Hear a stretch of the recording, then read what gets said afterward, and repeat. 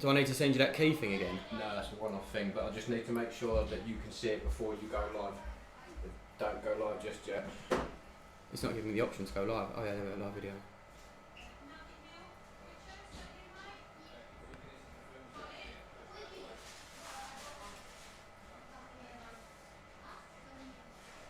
Steve, what do I need to click on? The use stream key? Yeah. Just says waiting for live video.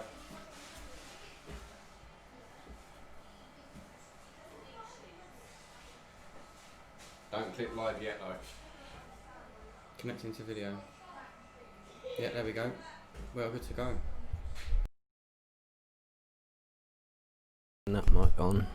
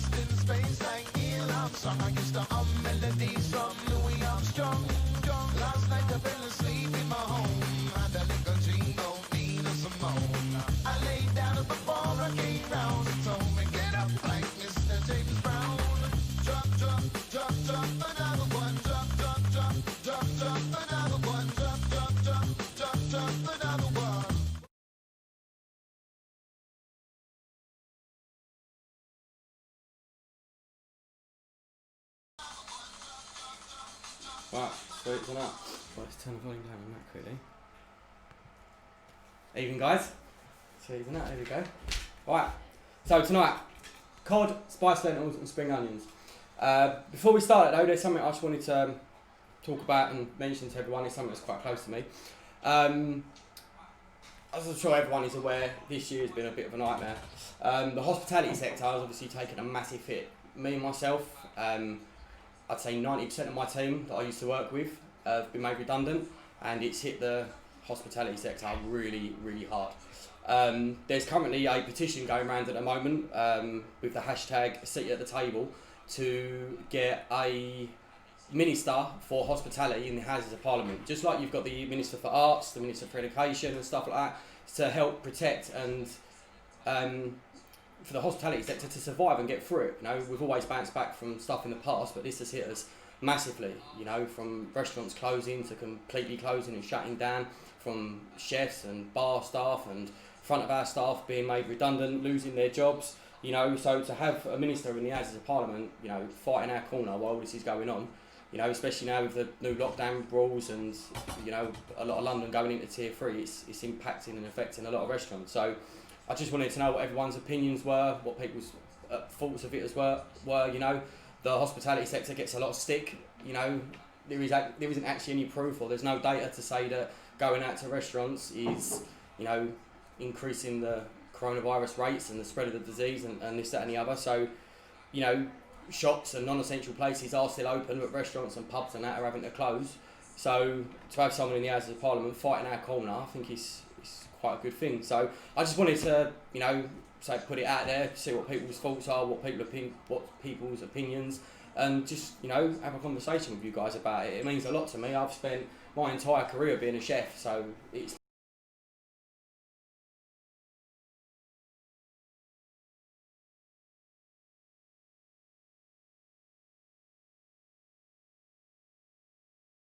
about it. I'd love to hear what people think, and if you see the hashtag seat at the table, and if you agree with it and, you know, you feel you want to support it, then crack on, sign a petition and help us out. But anyway, enough of that. Just a couple more shout outs though. Again, first of all, a massive shout out to the guys at Beyond Limits and the gym that I go to. Again, I've said it before,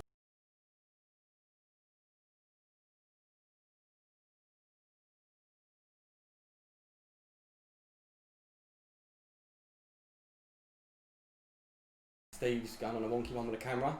But yeah, so a shout out to Beyond Limits, the coaches and all the new friends that I've made there. And then the last one is a massive shout out to Steve.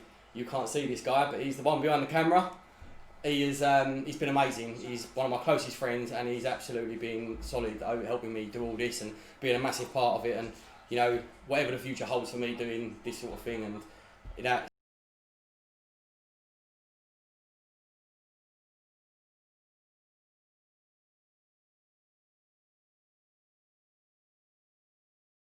We'll put that in the bin. So, first thing we're going to do tonight is the cod.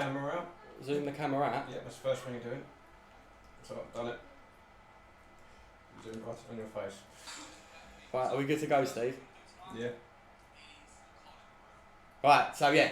First thing we're going to do is salt the cod. So, salt cod. So basically what we're going to do, we're going to get the whole, I've got the whole fillet. If you've already got it portioned up, it's not a problem.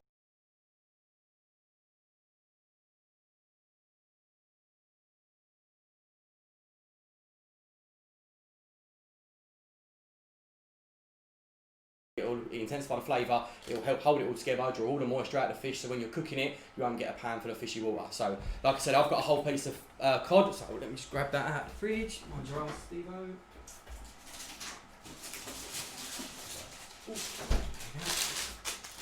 Right, so, like I say, what I've got here is a whole fillet of cod. You get this from your fishmongers, from the supermarket.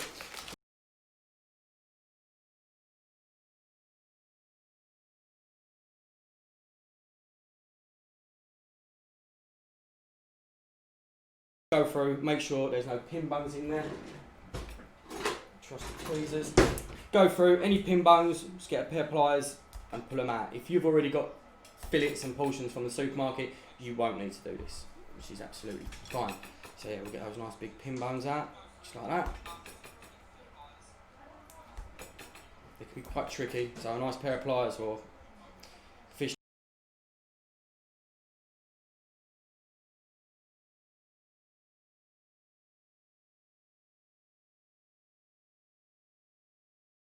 But try and get them out if you can.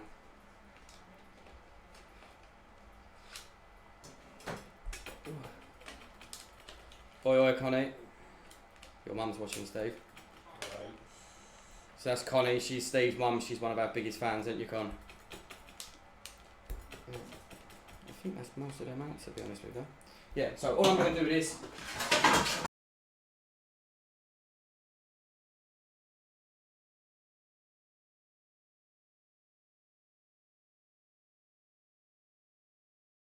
more than sea salt here, but whatever. Is that camera not working? Yeah. Oh, I've got more than sea salt here, but whatever rock salt you can get will be absolutely fine. And then literally all you're going to do is cover the fish in the salt like that. If you've got fish that's been skinned, you can cover it both sides, it's not a problem, but I've got the skin on here because I'm going to pan fry the skin. So just literally pour all the salt all over the fish like that. Don't panic and think, oh my god, this fish is going to be really.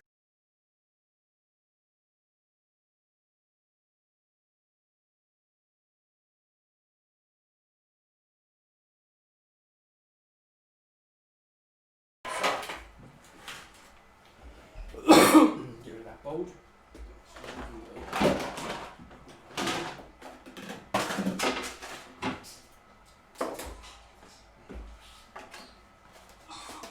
Got a bit left out, I can't see the comments. You can't see the comments? Oh no. Got left out. Oh, poor Steve. Sand problem.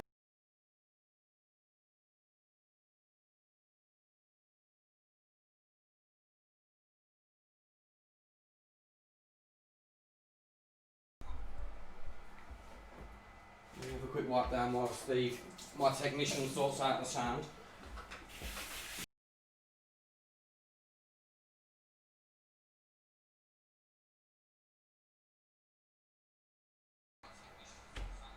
Can anyone let me know in the comments if they can hear us okay, if the sound's alright now? Sound keeps coming and going.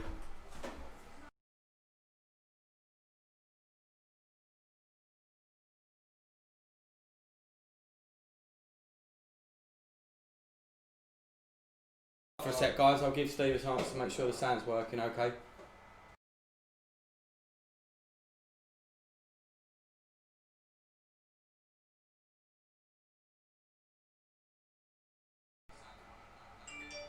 How's that guys, any better? We good? If it cuts out any more, just let me know if you need me to go over anything in the comments.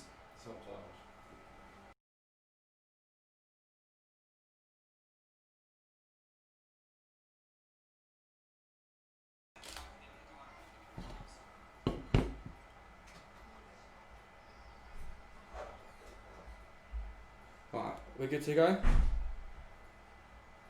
Right, let's carry on. So, the next thing we're going to do is get the lentils ready. So what we've got here is 150 grams of poi lentils or green lentils. Just going to bang them in a pan, cover them with water so the water is about an inch over.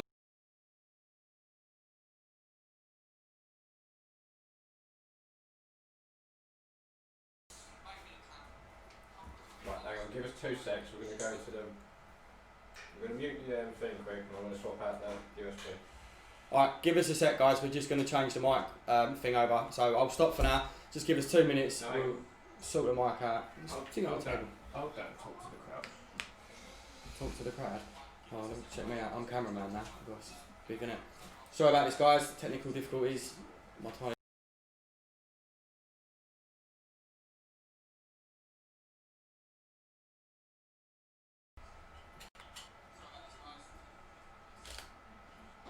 Right, is that camera back on now? Camera's on, mic's on. Are we good to go?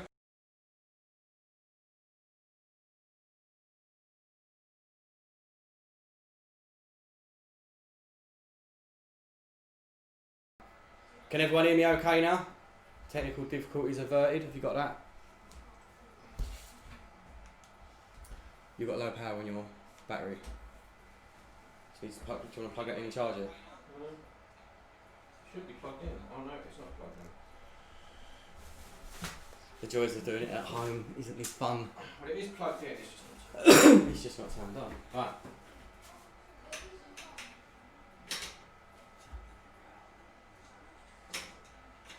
Right. Are we all good to go? Can everyone hear me okay? We all good? Right, yeah. So,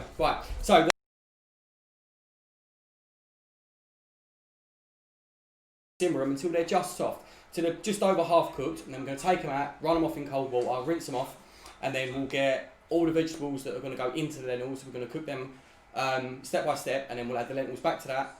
Oh yeah, I'm looking at the wrong camera. Then we're going to add the lentils back to that, carry on cooking them, and the juice that we're cooking them will reduce down and we'll make them all go nice and sticky. Alright? So, make sure all your lentils as well. Touch of seasoning in the pan. The sand's gone again. No, the sound is we've salted it now. Do me a favour. So with the lentils, just put a little bit of salt in there. I'm going to chuck in a few sprigs of thyme, bit of garlic crushed, pop that in there, and like I say, bring it up to the simmer, turn it down, half cook them, and then we'll take them off, dry them off in cold water. So the vegetables that are going to go in there is we're going to have a red onion, some celery, some carrot, and then we've got some other bits and pieces to go in there as well. A little bit of ginger, a couple of bulbs of garlic.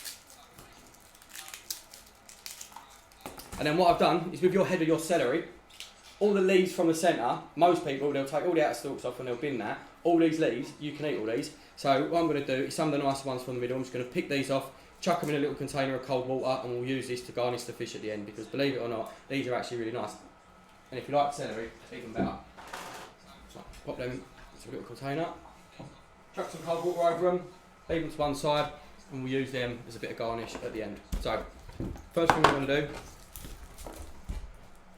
is dice the onion. Yeah, that'll do. So,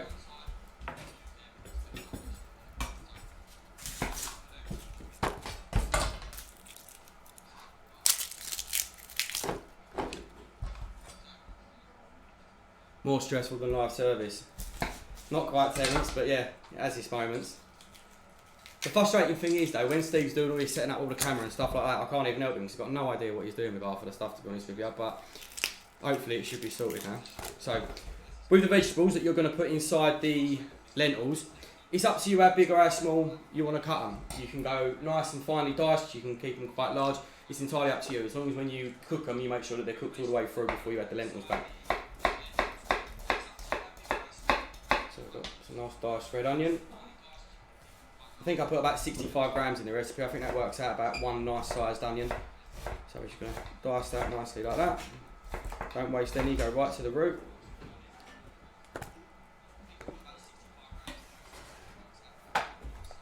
How's your coffee, Steve? Gone, that's how it is. You've drunk your coffee already? I'm just going to give a massive shout out to Nescafe for the praline latte. The praline latte. Sounds well. I don't know how you drink so much coffee. I've got friends at work. No, friends I've worked with chefs in the past, like, you'll get into work at 6:30, 7 o'clock in the morning, and by 9 o'clock they've had like 3 or 4 cups of coffee. You know, if I was to drink that much coffee, I'd be bouncing off the walls. Not that I'm not anyway, but I'd be going absolutely mental. My coffee machine broke and it just blow. Is it a devastating blow? It's devastating. I can't do the whole stirring the cup thing. I need to just the coffee in the morning.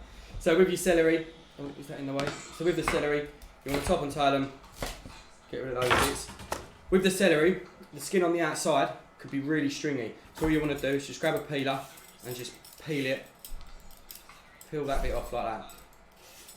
Don't need to go all precise with it and stuff like that, but just get rid of all the outside bits. That's what makes it all stringy, not very nice. So we can crack on and get rid of all that. While I've got the peeler in my hand as well, I'll quickly peel this carrot and then we'll dice that after. What lentils are they? These are green lentils, but pea lentils and green lentils are pretty much the same thing. But you can use any type of lentil you want, really. It's entirely up to you, as long as you make sure that you cook the if they're bigger lentils, you need to cook them for slightly longer. If they're smaller lentils, you need to cook them for a little bit less. But obviously, as you're cooking them, just keep an eye on them. So with the celery, all we're going to do is in half like that, in half again, and then in half again. And with all these vegetables, for now, you want to keep them separately because they're all going to cook at different times. So we'll put the onions in first, get them sweated down. Then we'll add the carrots, get them nice and soft. And then we'll add the celery because that takes the least amount of time. And then by then, the lentils should be cooked. We can add the lentils, all the liquid in, and then we can reduce it all down at once. And then when you reduce it all down, it should go nice and sticky. Then you should end up with a nice sticky spiced lentil.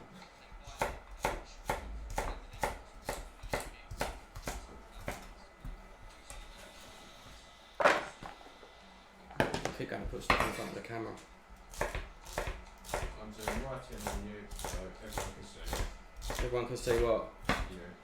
Well, don't look at me, look at the food. You've got cameras on food, you've got cameras on you, you've got cameras on the whole. Too many cameras. Too many cameras. It's like a legendary spoon holder.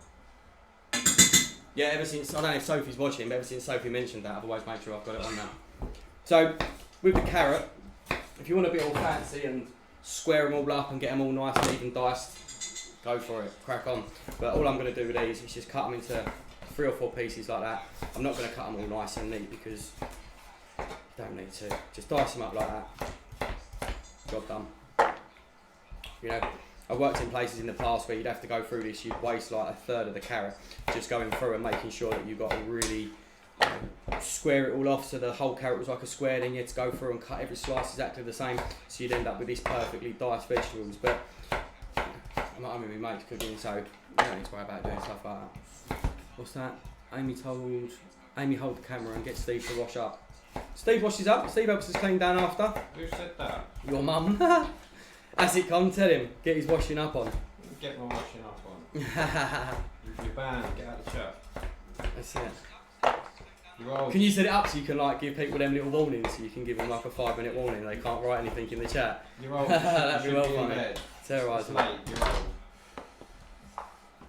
Right. Bear with me a second, guys. I am trying to keep an eye on the chat as much as I can. I've got my notes in front of me. No, I'm well impressed as well. Go on. It's been 7 8 minutes. Yep. And not once have you mentioned your new plates. My new plates. Oh, my new plates. Yeah, I'm going to mention my new plates. Check these out. I went to, I can't take all the credit for this. Amy went out the other day and I said just to pick up some like a couple of fancy plates for me. She picked some up in Wilkinson's, believe it or not. And then the other day we was in Lakeside and Debenhams is shutting down. Was it Debenhams you got them from, Amy? Where did we get them other plates from? Was it Debenhams? Yeah, Debenhams is closing down at Lakeside. So while we was in there, I picked up a couple of random plates just to make the food look a bit nicer. I was going to try and pop into work at some point over the last couple of weeks and go and relieve them of a few plates, but didn't get a chance unfortunately. But these are really nice. They're quite good plates. So with the garlic, just chop through it roughly, get it as small as you can. And then all you're going to do with the back of the knife is just go through it and just crush the nuts out of it. Just smash it right up, get it like, so it's almost like a paste.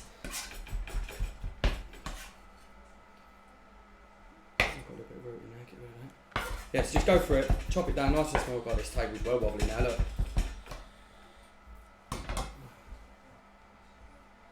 Yeah, just go through, get it like a paste. Crush it right up.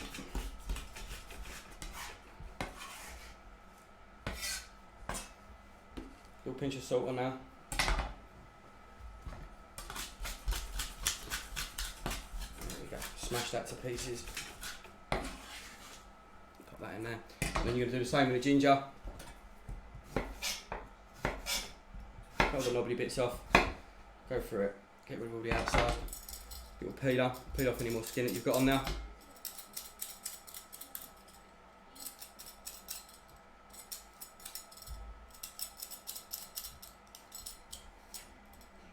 Nice knife skills. Cheers, Josh.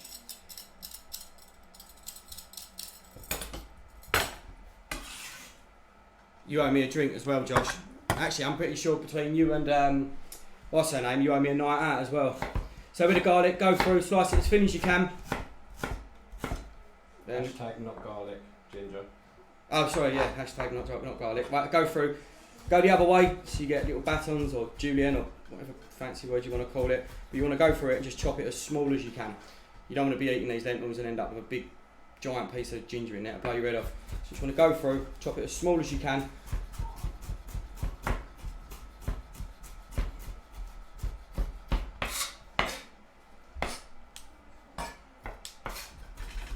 Stick.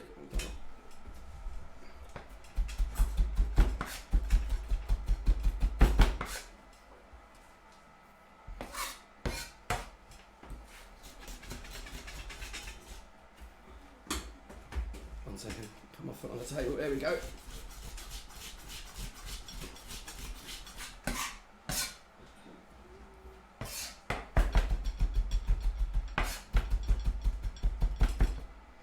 Lovely.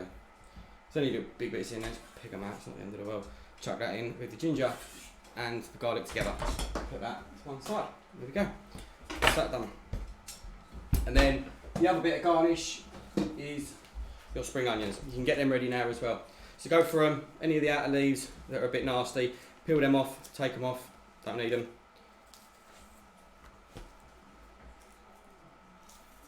And then chop your root off, cut them into strips or pieces like that. And just go through, just roughly slice them into little strips like that so they all break up and fall apart. Little top bits at the top, green bit, the green bits at the top, you can use them, that'll be absolutely fine. Nice and rustic, don't be all precious about it, just get them into nice little strips, don't matter how thick or thin they are, it's absolutely fine. And all you're going to do with these again is chuck them into a little container of cold water, then what they'll do is they'll all stiffen up and they'll curl up, and then you can just take them out, a little bit of seasoning on them as you plate them out, and just chuck them on the top of the fish, easy peasy.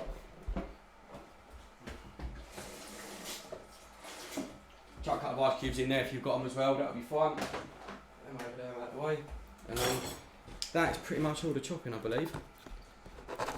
So, like I say, keep checking your lentils, making sure they're not overcooking. So you want them just over half cooked, so they've still got a little bit of a bite in them. Not too much. Another minute or so, then they'll be good. So basically what we're going to do, which camera am I looking at? I've got a nice big pan in here. We're going to take our bacon lardons. Unfortunately, when I went to the butcher's today, I couldn't get a whole little piece of bacon, so I've cheated a little bit, and I've got already diced bacon. So if you're using just normal rashers of bacon, cut them into strips. Steve, can't see my head. Cut them into strips. If you get a nice piece of Alsas or a nice piece of pancetta or something like that, get a nice little block of it. You want to cut them into little lardons like that, just nice little pieces of bacon. Don't be all fancy with it, just cut them into nice, chop them up into nice little pieces. And then what we're going to do, we're going to cook them in the pan first, get them all nice and golden. Then we're going to take them out, drain all the excess fat off, and then don't clean the pan out, empty all the bacon out, put the pan back on, a little bit of fresh oil, and then we're going to cook all the vegetables in there, add the lentils, add the liquid, reduce it down, jobs are good. What's this social distance night out? Let's do it, chef. Maybe when Boris isn't ruining our lives. Yes, definitely. Are you off, Bex? Yes. Still out, darling. Angela? How you doing, Angela? Oh yeah, why Angela's on here? I think every stream I've done now, I've been banging on about thermo mixes, and I'm in the process of getting my own thermo mix. If anyone wants a thermo mix, if anyone wants any more information, if anyone wants to know more about it, how to get one, where to get one, what they can do, I'm telling you now, they are a piece of kit to have. You know, if you enjoy cooking and you want to mess about, they're great for experimenting with. If you don't enjoy cooking and you want to learn how to cook, they're amazing for doing that. You can literally, other than roasting a piece of meat, you can literally do everything inside a thermo mix. So if anyone wants to hit me up or have a chat about one or wants to get a bit more information, let me know and I'll be more than happy to help you out. Put a link in the description to YouTube so they can jump straight to it. Yep, did you get that, guys? We'll put a link in the description. Job done. So, let's just check these lentils again. Yeah, they're perfect. Right, so with these, you want to put them straight into a colander. Then you want to get some cold water running over them because you want them to stop cooking straight away. You don't want to leave them warm so that they'll carry on cooking. The other thing as well, if there's any, like there'll be like powdery with the water that's on them, you want to rinse them off so that they're nice. And then, yeah, rinse them off so they're nice, get all that crap off of them, anything that's, you know, any dust or anything that's in the packet, you know, rinse them off really, really well, cold water, it will stop them cooking, and these that way when you add them back to the pan and you don't leave them there, they won't go really, really soft and mushy. The last thing you want is mushy lentils because it won't be very nice. Mind you, saying that, I've made lentil purees in the past, and lentil puree is amazing, lentil soup's amazing. Steve's going to make himself another coffee and make loads of noise with a kettle. Nice one. Sorry. Steve, up in that cupboard is that coconut oil. Can you pass me a jar of that? I don't need no KP, I've got Steve and my missus, they'll help me tidy up after. No, coconut oil, it's behind the... Yeah, it should be on that shelf there. Unless she's moved it. Yeah, there we go. Right. So yeah, what we're going to do now is the lentils. So yeah, we're going to add the pan, cook them off, take it off, add the vegetables in a little bit at a time, sweat it off for a few minutes. Then we're going to add the ginger and the garlic to the vegetables, cook that out. Then we're going to add the lentils and the bacon back to the pan. Then we're going to add the balsamic, the soy, the chicken stock, and then reduce it until it's nice and sticky. And if you have undercooked the lentils ever so slightly, and you're thinking, oh, that's reduced quite a lot, and it's starting to get sticky, but the lentils have still got too much of a bite into them, just add a little bit more chicken stock, add a little bit more water, and you'll be good to go. So, that spoonful of coconut oil in there, and then we'll pop this. Which one's better on the stove for people to see it cooking? That one? Yeah. That's that one. Just have to move this table over ever so slightly so I can squeeze my right in there. Has anyone else got any questions at the moment?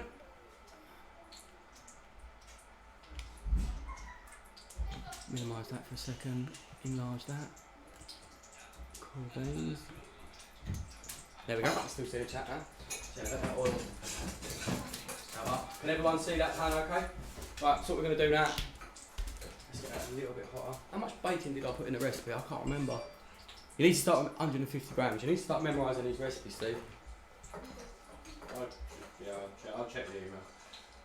My one pack's 200 grams. How much did I say? I think I said 150. Oh, 50 grams. Yeah, go on, I'll chuck it all in, fuck it. Right, so yeah, that's nice and hot, that's smoking now, get your bacon in now. Keep it moving, make sure it doesn't stick and burn to the bottom of the pan. Get that nice and crispy.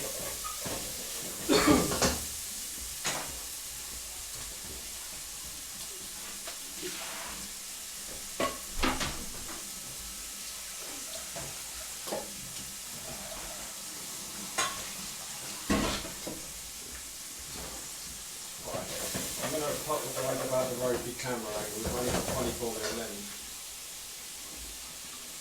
Last week I had 16 now. Just sounds like excuses to me, Steve. Sorry, Jeff. Sorry, Jeff.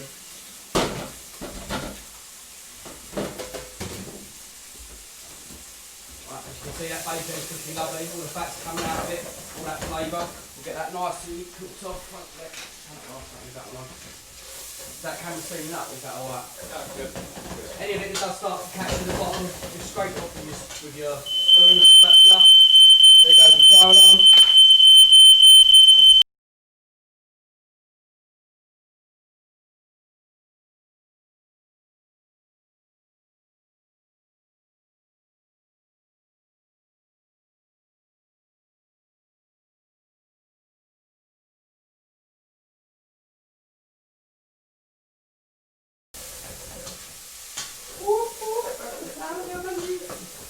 I have to apologise for that, guys. If you can see above my cooker, I haven't got a hob. I've got this extraction fan thing that the council have ever so supplied to put on the wall. But sometimes when I'm cooking, it doesn't quite take all the smoke out of the kitchen. Because I've got leads going through my kitchen to the router, I can't even shut my kitchen door. So sorry about the noise. Right, so this fish has been soaking in the salt for about 20 minutes now. Do you want to bring that camera over here so you can come and see this? So all you're going to do is very carefully with the fish, drop all that salt off and just carefully rinse it under the water. Carefully don't damage any of the flesh of the fish. Just rinse all that salt off. Give it 30 seconds to a minute under the water to get all that off.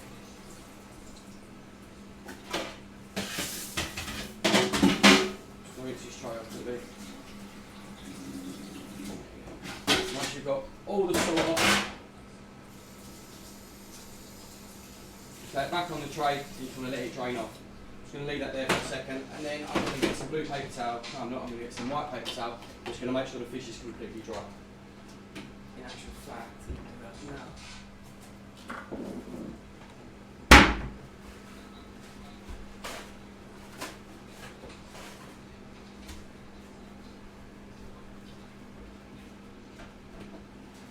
That'll just get all the water off the fish, get it nice and dry, so when you pan fry it, it doesn't spit at you.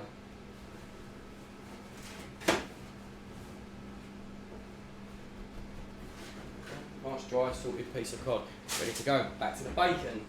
So once you've got this nice and crispy, let's give that a little bit longer.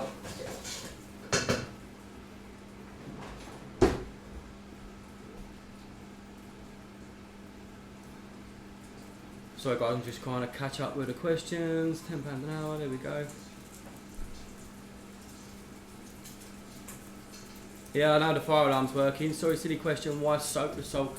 Why salt the fish in salt? So the reason why we put it in the salt is, I know we're washing it off in water after, but that salting will actually draw all the moisture out of the fish. If there's any excess water in the fish, it'll help draw it out.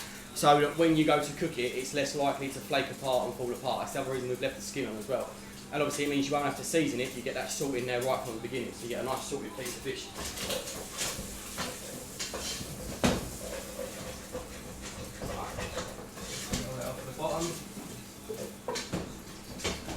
And again, the other thing with these lentils, is a good thing. You can add whatever vegetables you want. You can take the bacon out, you don't have to put bacon in it, you can put something else in there. You can use different vegetables. If you want to use leek, you can put leek in there. You know, whatever vegetables you like, you can add to the lentils. That's why we cook the lentils first. So at this stage, you can add whatever vegetables you want to the lentils. Take that bacon, nice and crispy. We're just going to take this off, drain off any excess of that. So pop them to one side to drain off. Then same pan, don't wash it out. You've got all that lovely flavour all in the bottom of that pan.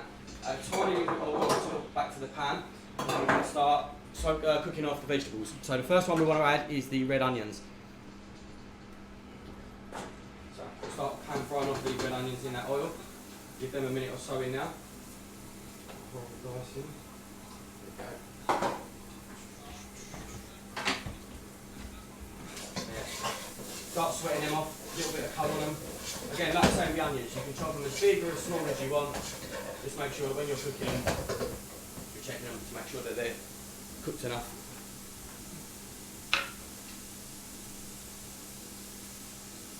So, give them a minute or so. Keep stirring them. Got any of that sediment on the bottom of the pan there, all that brown from the browning of the bacon. Scrape all that off, that's all flavour. Get all that in there, be absolutely fine. When the onions start to slightly colour and soften, we can add the carrots in.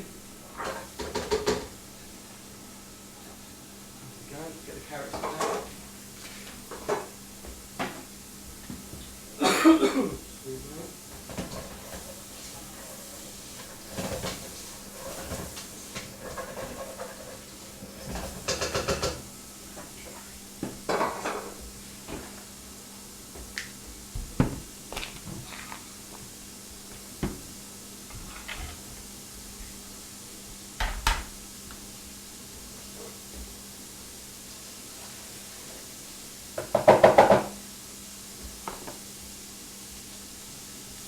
Did that answer your question okay, Michaela? Was that alright? Did you understand that? Did you get what I was saying, yeah?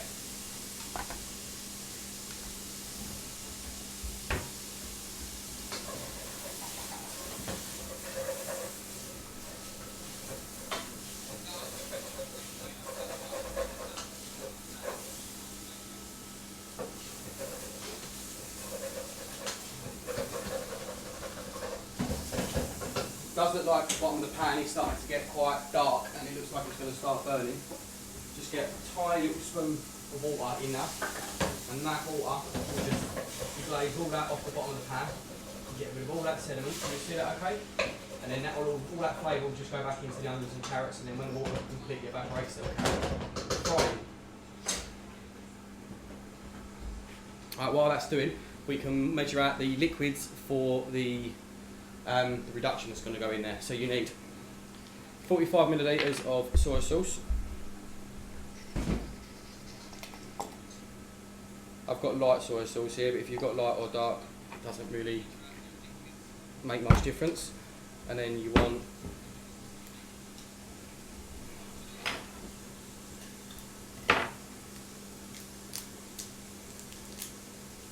I can get the wrapper off, Steve.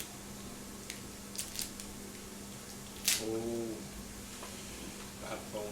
I wouldn't do it at work, don't worry. Yeah. And then you want 45 millilitres of balsamic vinegar. I'll get in trouble for biting stuff. Right, and then you want 100 ml of chicken stock, but you're not going to add the chicken stock to this because you're going to put this in first and reduce this by half slightly before you add the chicken stock.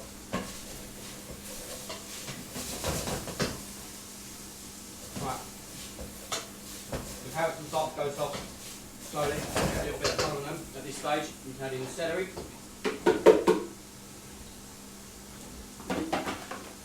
I wouldn't worry about seasoning it too much at this stage because the soy sauce is going to be quite salty. So add that soy sauce to it first, reduce it, and then taste it just before they're cooked. If you think you need to add a bit more salt to it, add it then.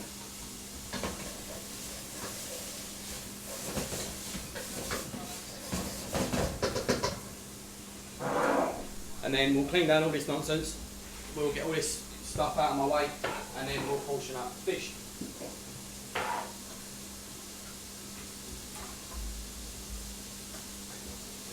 Has anyone else got any questions?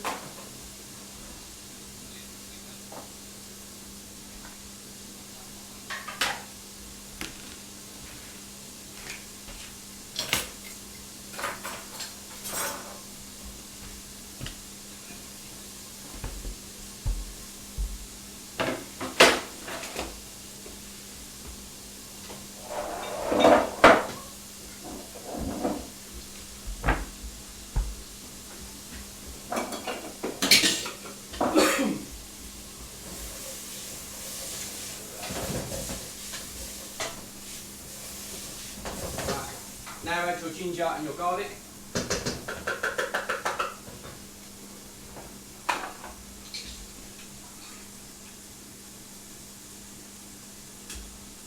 I haven't got all of them on, I think I've got 2 of them on. Should have these 2 on. Oh yeah, I've got that back one on as well, haven't I? Bad for the environment, that, isn't it? Really less. Yeah, right, that one can go off. That's it. I should just add these 2 on. These are the 2 I need. Right, that's it. So get that ginger and that garlic in there, get all that mixed in, get all that fried off nicely.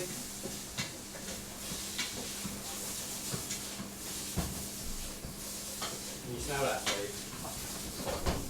And at this point as well, you want to add your cumin as well.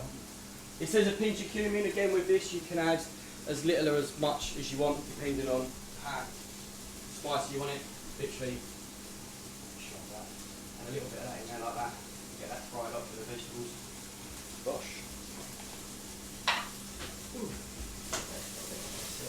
Get all that mixed in. Now, try one of the carrots. If they've still got a nice amount of bite to them, which they have, perfect. Add in your balsamic vinegar and your soy sauce. Be careful when you add this on a hot pan, it will start to boil up very quickly. You don't want to melt your face off. Get that in there. While that's reducing, fine. Measure out your chicken stock. If you haven't measured it out already, it's 100 ml of chicken stock. Again, with this, if you don't want to use chicken stock, if you want to use fish stock, that's absolutely fine. If you're doing this as a vegetarian and you're not having fish, you're having a piece of tofu with it, you could just use water or you could use vegetable stock. The vegetable stock's really simple to make. Just get a load of vegetables, carrots, onion, leeks, celery, some herbs, some stalks, some spices like star anise and stuff like that. Chuck it on a pan, cover it in water, bring it up to the boil. Drain it off, keep the liquid, that's your chicken stock. Alright. So once that liquid in there starts to reduce by half, just touch. Yeah, so reduce your liquid by half, and then you're going to add your lentils and your bacon to that, then the chicken stock, and then you're just going to reduce the whole lot down slowly until there's a nice thick glaze. The lentils will cook, all the vegetables will be cooked, and then that's your lentils ready to go. You can pull them off, leave them to one side, and you can heat them back up as and when you need them. Once that's all in there and they're simmering, I'll portion the fish up, and then we'll start pan frying the fish. Sweet as that. Any other questions, anyone? Anyone, anything they want to know? Anything they want to chat about? Also, not many people got back to me about what else you'd like to see. I think a few people mentioned doing some more fish dishes. So, yeah, if anyone else has got any ideas of stuff they'd like to see in the new year. Also, me and Steve have been talking of like ideas of things we'd like to do in the new year. We've got a few ideas lined up. Carbonara. Yeah, I could do a carbonara. Make a smart carbonara. Not very healthy, the amount of cream in it, but I'm sure I can work out about doing a healthy carbonara. But yeah, if anyone's got any other ideas or suggestions, things that me and Steve are talking about doing, we're going to do it in 1 week towards the end of January. Me and Steve are going to swap. I'm going to film and he's going to cook. Hopefully, he would have learnt something, picked something up watching me do this. We're going to do that. Freestyle it. I thought you Yeah? were going to guide me and I was going to guide you. No, not at all, mate. I'm just going to give you a box of ingredients and you're going to knock something up, mate. Yeah, box of ingredients. There's also an idea that Steve's going to go out and do something like that as well. He's literally going to go out, he's going to buy a box of ingredients. He's not going to tell me what they are, and then I've got to create something in front of you all live. And the other thing we had, obviously, you know, with all the COVID stuff again, going back to that, there is obviously certain restrictions on who you can and cannot have around your house. So this will probably be something we might do later next year, depending on where we go with those sorts of restrictions. But if anyone wants me and Steve to come around their house, you would, so for example, you know, Chloe, if you wanted to, you would pick a dish that you'd want to do. We'd go out, we'd buy the ingredients, we'd come around yours, and I'd cook it with you. Steve can film, and we'll do a live stream. If anyone would be interested in doing anything like that, let me know, because I think it'd be quite a bit of fun, and you can get a free cooking lesson out of it. So, if anyone's got any ideas or any suggestions or anything like that, please let me know, because I'm having quite a lot of fun doing this. I've got quite a lot of support from doing this, and at the moment, especially not being at work, it's definitely keeping me going. It's definitely keeping me occupied. I am having quite a laugh. So, if anyone's got any ideas, let me know. Sweet as that. So this liquid should have reduced plenty by now. So we'll chuck the bacon in there, get that in there. Make sure you pick the garlic and the thyme stalks out of your lentils before you put them in there, because no one wants to eat a whole piece of garlic and a piece of thyme stalk. I don't know, you might want to. That sounds like a bad sci-fi. So yeah, pop that in there, get all the lentils in there. Give it a nice good stir, get all the vegetables and all the lentils all mixed through it, all that liquid all mixed through it.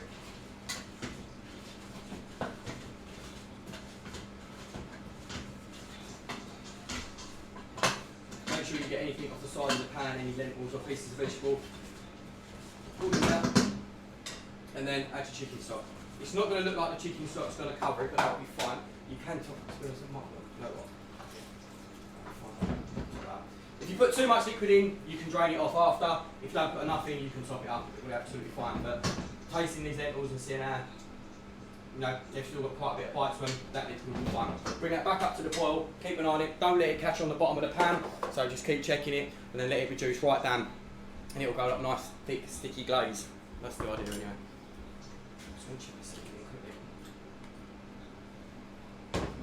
That should be fine for that. And the other reason as well, because you're reducing it, you're half the amount of liquid, but you're cooking it all back into the lentils. So if you put too much salt in it now, you're not going to be able to take any out. So this would be one of those things you could leave it to the end, to slightly to season it at the end. How do you know what is a good portion of fish? Look, normally, when I'm at work, depending on, again, what sort of dish we're doing, meat, fish, vegetarian, but we'd aim for the average protein side of it to be about 150 grams, give or take. But again, you know, if you're on a certain diet and you need to eat more protein, less fat and less carbs, you can put more protein in it, you can put less protein in it.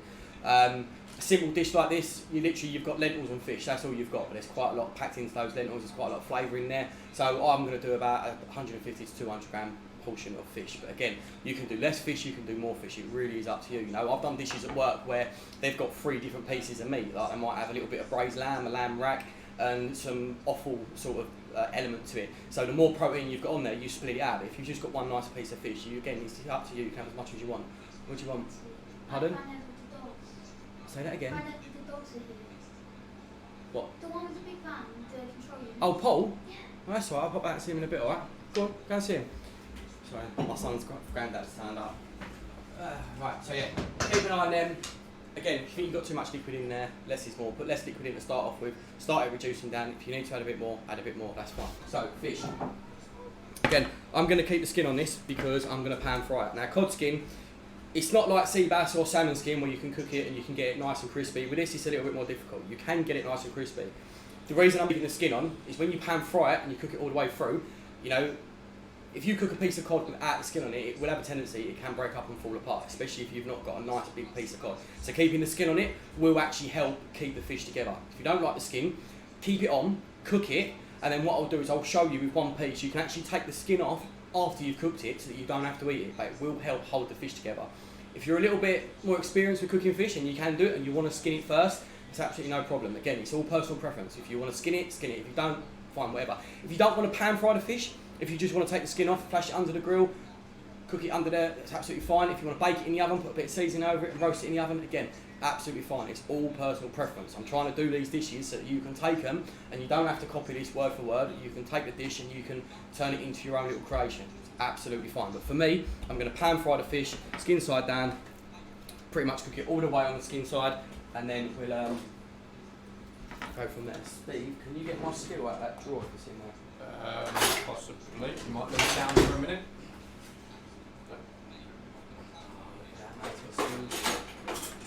There we go. Jordan, if you're watching, I'll still teach you how to do this. So, again, with your fish, if you want to make them all nice and smart and even and all the same size, you absolutely can do that. And I cannot use that chopping board. That is definitely going to be a vegetable. Sorry, Amy bought me a new chopping board. That white one is lovely, but I'm going to absolutely terrorise it with my knife. So I'm going to use one of these old trusted chopping boards. So yeah, take the belly off your fish. Trim that little bit off there. You know, again, you don't have to trim it off. I'm just going to make them all look nice and even and all the same size. So I think that, give or take, is Kerry having a bit of this. Actually, I'm going to cut these slightly smaller because I'm going to get 4 portions out of this. So that's it. It's cod, yeah. Do you have anything cod? I think she did say she eats fish. Cod. Yeah. And then got a nice little tail piece like that. So again, with the fish, I'd average it about 150 to 200 gram pieces per portion. But again, it's entirely up to you guys. You can have less, you can have more. When you're doing your fish, just like I say, double check, make sure if there's any pin bones or anything like that in there that you take them out beforehand. And if you've got any of that fluffy shit on there, if you want to get rid of that, trim that off like that. The technical name for that fluffy shit is? It's just when they've skinned it. It's like the gills and all that sort of bit at the end of the skin, you can take that off. But again, you don't have to. You can be as fancy or as rustic with the fish as you want. It's your dinner, you're eating it, you know. Even if you're doing it for other people, you know, you can do whatever you want, you know what I mean? If you wanted to, you could take that. If you had quite a few people around for dinner and you wanted to do something a little bit different, you could have left that fish whole, literally roasted it off whole like it is, put that on a wooden board in the middle of the table, and then you can all just take a bit of fish as you want. You can take a spoonful of lentils, you know, you can go a bit crazy with it. It's entirely up to you guys, you know what I mean? That's what I'm saying. I'm trying to do these recipes so that it's your little twists and your little takes on the dishes. You make them your own, you know, that's what cooking is for me, you know.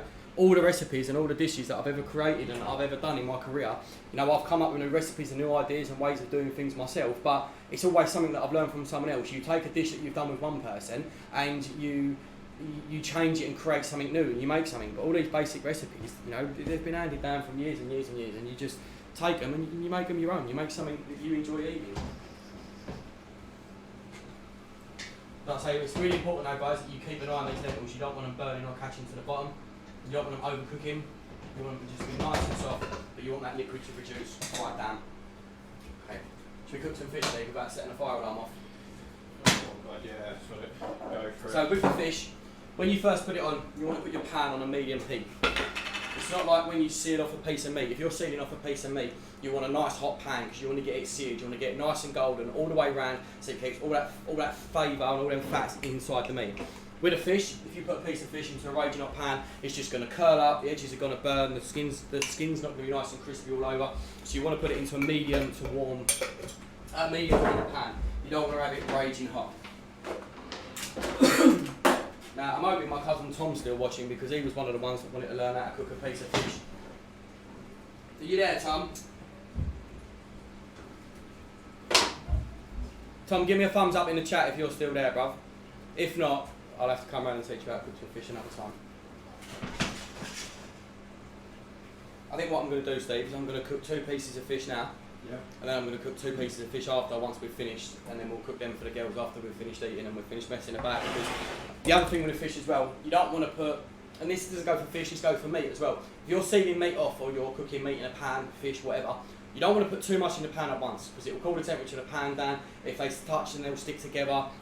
And especially if you're doing meat, if you put too much meat in a pan at once, it won't roast, it won't sear it off nicely, you'll just stew the meat because all the fat and the liquid will come out of the meat and it'll end up just boiling the meat. So you don't want to put too much in there at once. So again, that's another one, less is more.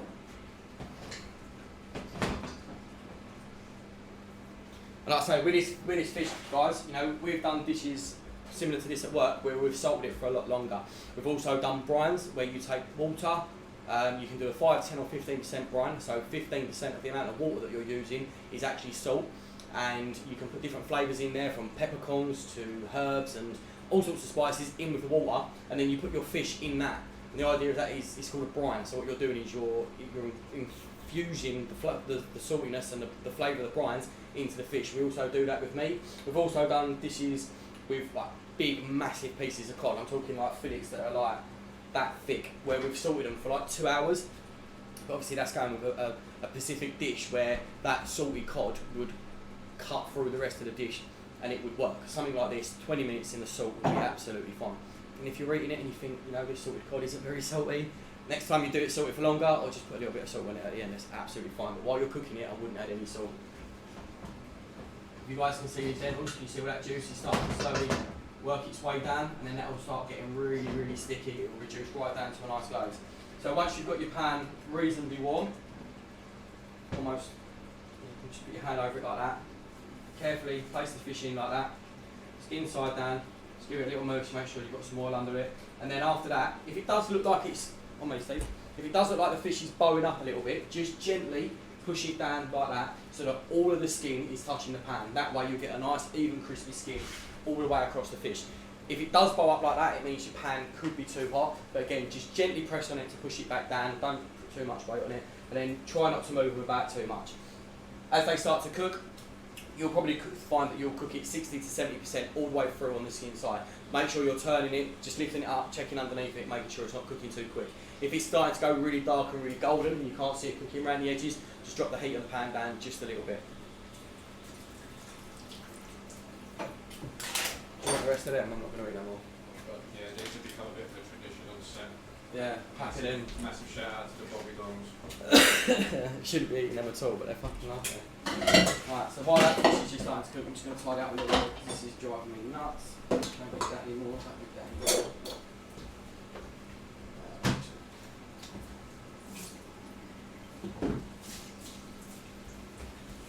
Has anyone else got any questions? It's awfully quiet in the chat tonight. There's 12 of you watching, so someone's got to have a question for me.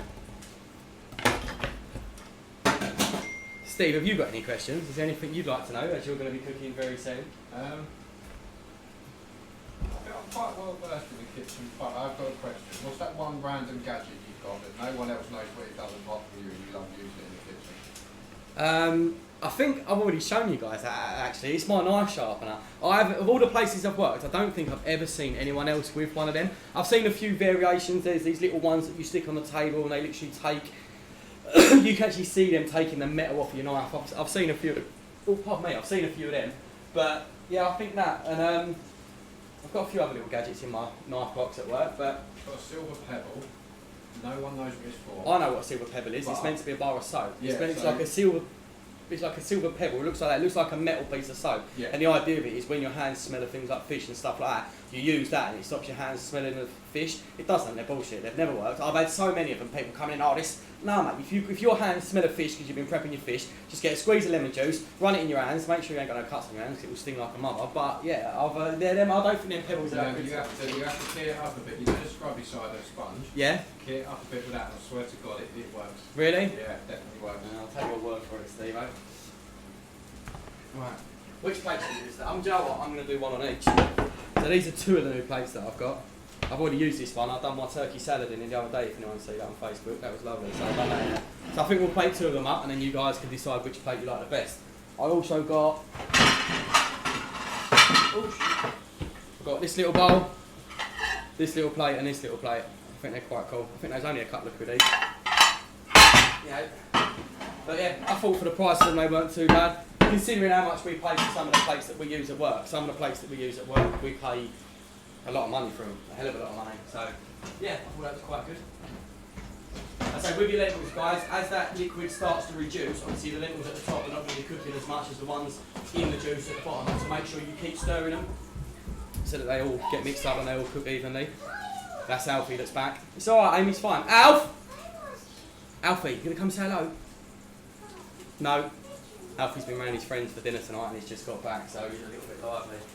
So I say, if you do think that your fish is sticking to the pan a little bit, it's not a problem. Just gently lift it up, and you can turn it over and you can check just to see that it's getting there. So just be gentle with it, edge it away off the pan a little bit, and it'll be absolutely fine. Be gentle with it. That's cooking nicely, so we can turn that up just a touch. There we go.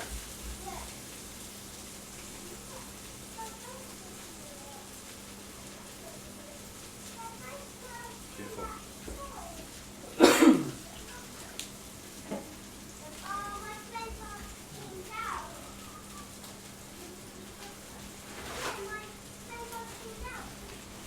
So yeah, with the, like I say guys, with the lentils, you can add whatever you want. As long as you keep the sort of like the liquid measurements sort of the same, so that you know that you've got like the same sort of reduction and the consistency and the thickness of the reduction when you're doing it. But the vegetables that you can add to it, you can add whatever vegetables you want, you can add different meat to it. You don't have to have this with fish, you can have these as a vegetarian dish. Like I say, don't put chicken stock in there, use veg stock. You know, don't use bacon, you could put pieces that you put some tofu, roasted tofu through it or something like that. The lentils, you could take them and do whatever you want with. Why have you moved to cooking with coconut oil?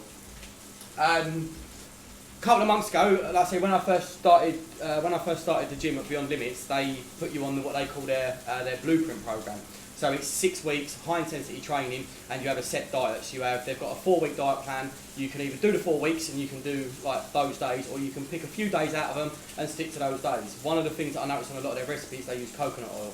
It's got less of the bad fats. I can't remember which ones they said it was now, but it's got less of the bad fats in it. It is slightly healthier and better for you, and you can still cook with it at a higher temperature. Whereas like olive oils and those sorts of oils, you get them to a high temperature, they start to burn. So it's kind of a healthier sort of oil, and believe it or not, it's actually quite a nice oil to cook in. It does taste quite nice as well. You've got a dish, especially a dish like this, you know, where you've got the ginger, the garlic, and the cumin and the aromats in the lentils. That nice coconut oil goes with it really well. You know, I wouldn't use it in everything. I'm not going to use it when I cook my Christmas dinner, Christmas Day, but yeah, it's definitely a nice oil. I'd say it's a bit healthier than the other oils. It's still an oil, it's still a fat, so I still have to make sure that when I'm doing my diet and I'm, you know, counting what I'm eating each day with my macros, that I'm not using too much of it. But yeah, it's definitely better than, say, vegetable oil or rapeseed oil and stuff like that. So even flavour-wise, depending on what dish you're doing, it definitely goes well.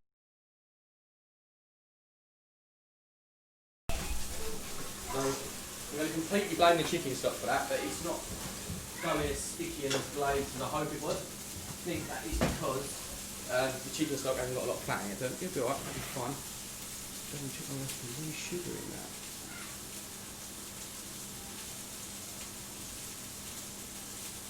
No, it'll be alright. Can't see, it's too steamy, Steve. There's still quite a lot of liquid in there, it's thickening up a little bit. When I make this at work, we use our own chicken and veal stocks. Obviously, when we make our own stocks at work, when we reduce them, they do tend to go quite thick because of the amount of gelatin that we put in the stock, like big straws and stuff like that. And when you get these ones that you buy from the shop, they're not always great for reducing, but it'll still be good. It'll still be a nice tasting lentil dish. If you have a look at that, Steve, you can zoom in a bit on that. See how that fish skin is all going nice and crispy there? It's all going nice and crispy. Put it back in the pan. Keep cooking that all the way through. So 80% on the skin and then finish it on the top. Yeah, normally what I would do at work is I would literally pretty much cook it 80 to 90% of the way on the skin, flip it over, a nice big knob of butter, maybe some thyme, some garlic, baste it a little bit, but I'm not going to put the butter in here because I'm trying to keep it a little bit healthy, so Yeah, but again, if you want to put a knob of butter in there, that's absolutely fine. Put them other 2 pieces of fish after.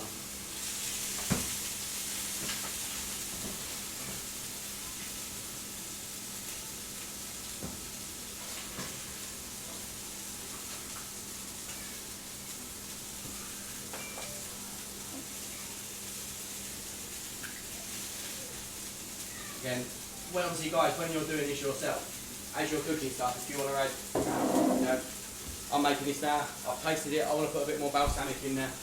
You know, I'm going to add a little bit more stock to it, reduce it down a little bit more. As you're doing it yourselves, you can add and take out whatever you want. Yeah, that's it, Sam, half a pack of butter.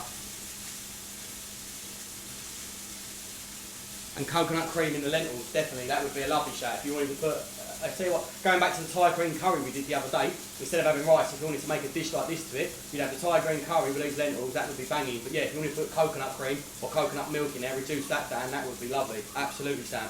And yeah, like a couple of pieces of fish like that, I'd easily put 100, 150 grams of butter in there. So yeah, it would be quite unhealthy. So if you want to avoid if you're trying to do it a little bit healthy, avoid the butter definitely. Is that what with mushroom risotto? Mushroom risotto? Coconut cream. Yeah, I just thought you could do that. Yeah, you could put the coconut cream in mushroom risotto. Absolutely. I don't know what it tastes like. I've never done it myself, but you could definitely do that. I can't see why it wouldn't work. Apparently, no one likes Bounty Bar. They've got a thing for coconut. I love coconut. Doesn't get enough credit at all, mate.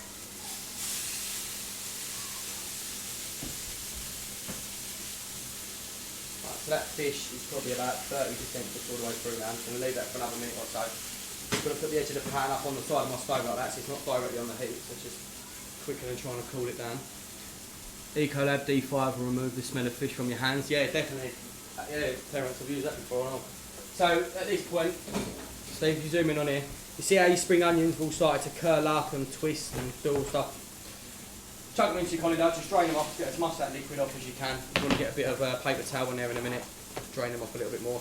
Take your celery leaves, drain them off as well.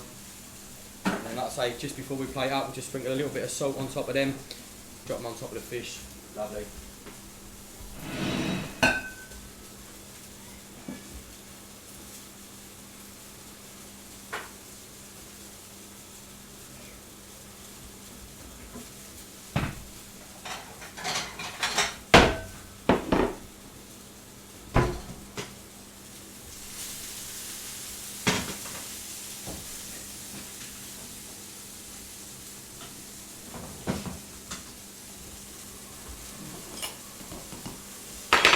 Going through too quick.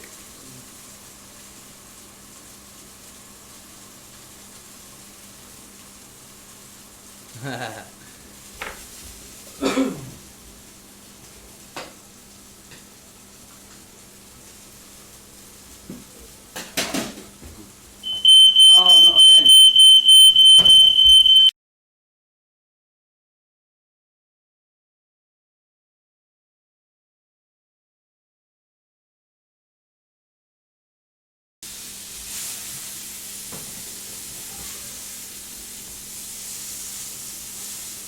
Right, you lot can take the piss as much as you want about the fire alarm. You can clearly see I'm not burning anything, but my kitchen is so smoky at the moment, it's unreal.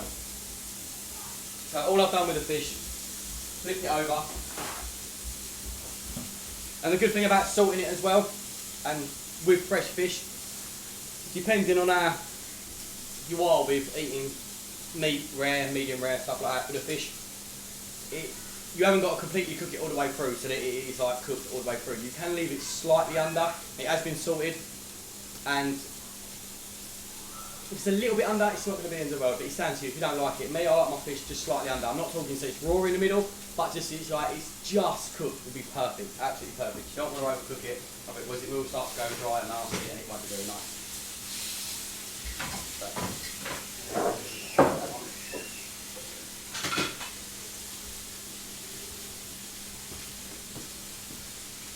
You need to add a little more oil to the pan, it's absolutely fine.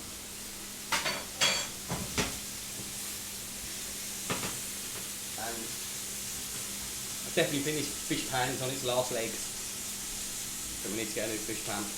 I have a dedicated pan for cooking fish. This pan is the only pan I use for cooking fish, but it's seen better days. So I think this might be relegated to a bacon pan, and I shall be getting a new fish pan in the due course. It is sticking a little bit more than what it should normally stick. So once you've flipped it over, give it a couple of minutes, gently take it out.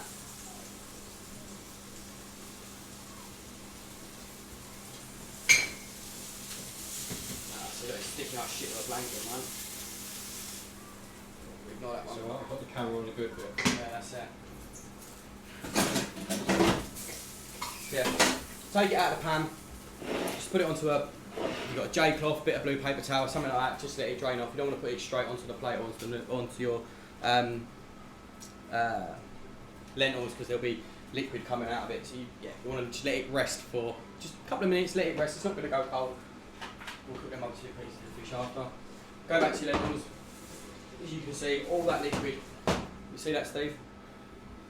All that liquid is completely reduced. So if you've got a nicer chicken stock, it might go a bit thicker. You know, if you wanted to, you could add some gravy granules to it if you wanted to. That'll thicken it right up, give it a nice meaty flavour. But yeah, once the lentils are done, just double check that they're cooked. Perfect. Right. Again, at this stage, double check your seasoning on your lentils. If you think it needs a little bit more salt, drop a little bit more salt in that.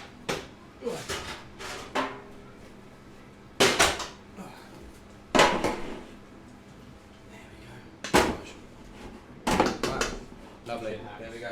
Kitchen hacks. Kitchen hacks, yeah. This is my new table, and I'll be absolutely mortified and probably get stabbed by Amy if I burn it or melt it in any way, shape, or form. So, let's get rid of all this shit. This out of the way. Right. So then, all we're going to do, a nice spoonful of the ladles, a nice ladle full of the lentils in the middle of the bowl like that. Got all the vegetables and all the bacon going through it. Make sure you get a little bit of juice from the bottom of the saucepan as well, don't be shy with it. I think the grey one's my favourite, isn't it? No, I quite like the white one. Right, there we go. And then, pop the fish on top of your lentils like that. Nice crispy skin. Again, like I said earlier, you can have as big a piece of fish or as little a piece of fish as you want. It's entirely up to you, depends how much you want to eat.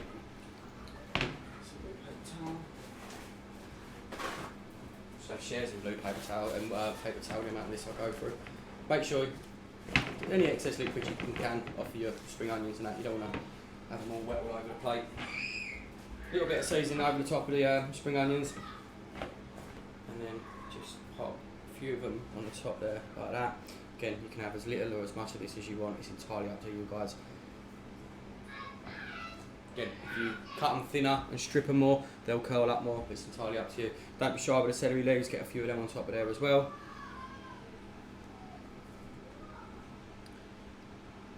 And there we go.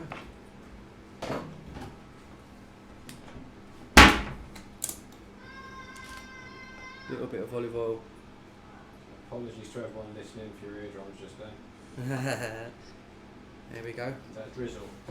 It's my drizzle. Drizzle. And there we go, guys. Spiced lentils, bacon, cod, spring onions. Done. Simple. Again, like I say, you can totally change any of the ingredients you want. This recipe is not set in stone. If you want to follow it as it is, then great. Please, if you do this and you want to share your pictures with me, fantastic. Let me know. If you've got any questions, let me know. But again, you can interchange whatever ingredients you want. Again, it doesn't even have to be cod. If you want to do a nice piece of sea bass, lovely. Bit of salmon on there. You know, you want to put some prawns through it, make it a bit seafoody. Absolutely fine. You want to put some prawns through it and have a piece of cod. It's fine. The idea is that you take this recipe and you make it your own. You have fun at home cooking and you enjoy cooking. Cool. So, has anyone got any questions? Cheers, Lee. Thanks, Michaela. Thank you, Chloe. Yeah, has anyone got any questions? Otherwise, I'm going to take the camera off Steve and he's going to smash one of these to pieces. Do you want to grab a knife and fork out, Steve? Yeah, will do. Before we sign off, though, I just want to give a massive shout out to the girls, Kerry and Amy, for putting up with running around Morrison to the camera every 5 minutes and doing this all the time, taking up the kitchen. Absolutely. And you should see the looks we get in Morrison's as well. It's fucking hilarious. I mean, people are looking at you like, what are those donuts It's doing? brilliant, but they're sitting in there now keeping the kids busy while we do this, and they ain't even debated once, so massive shout out to them too. Well, it's not only that, they're getting good food out of it once a week, aren't they? Yeah, good point. Yeah.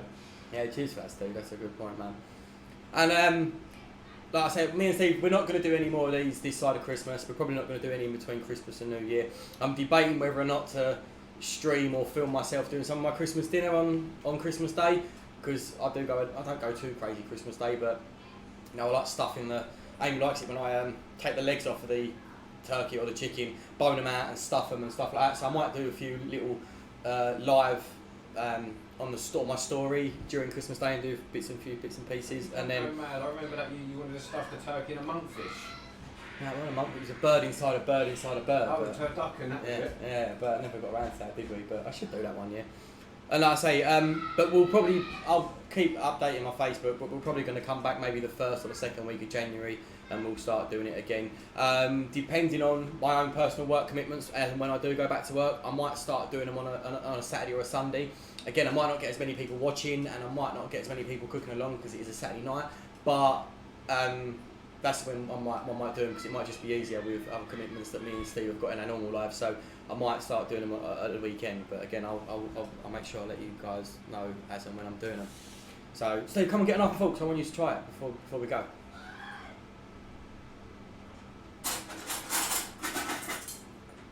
Christmas dinner tips. Yeah, I can put some Christmas dinner tips up. Didn't want that anyway. Let me move my laptop. Put the camera there. Right. There you go. Yeah, Christmas dinner tips. You know, I think the biggest one is your roast potatoes. Everyone's like, oh, how'd you do roast potatoes? How'd you do roast potatoes? For me, boil your roast potatoes. Simmer your roast potatoes. Don't boil them. So they're still a little bit cooked on the outside, but they're still a little bit raw in the middle. Get them into a colander. Fluff them up so all the outsides they go all nice and fluffy and broken up a little bit.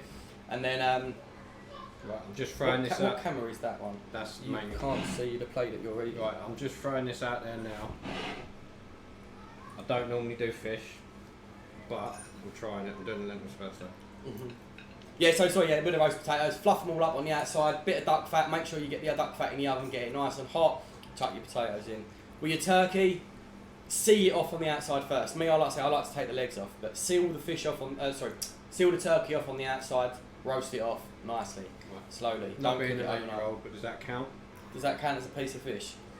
Yeah, go on, I suppose so. Steve's count? not a big fishy person, but he's going to try it anyway. Out of 10? Fish is cooked well nice, look at that. Oh, chef. I told you there was bones in it, didn't I? First bit of fish I've had in 12 years. And whatever. Is that good? Give me an apple fork, I want to have a try.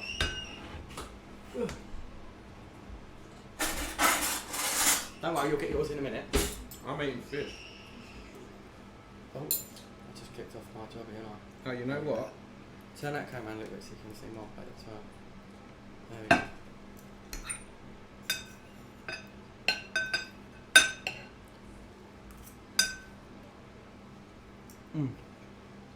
Right, those lentils are well good.